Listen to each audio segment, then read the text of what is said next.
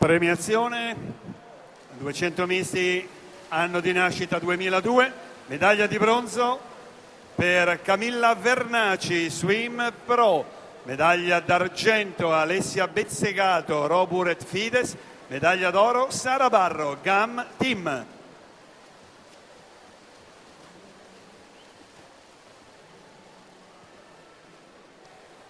Per la prossima seconda serie, in prima corsia Giacomo Gambaretti, alla 2 Nicolas Benetti, alla 3 Giacomo Franco, 4 Michele Baratti, 5 Ludovico Bonora, 6 Simone D'Avanzo, 7 Leonardo Lecce, 8 Samuel Ferretti.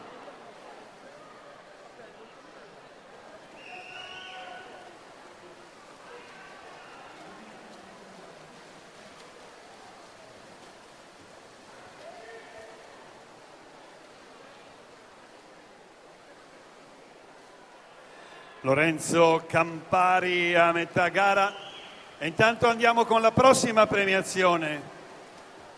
Juniores femmine anno di nascita 2000, medaglia di bronzo Ilaria Ripamonti, Team Trezzo Sport, medaglia d'argento Elisa Guariso, Acquatica Torino, medaglia d'oro Anna Pirovano, Vittoria Alata Nuoto.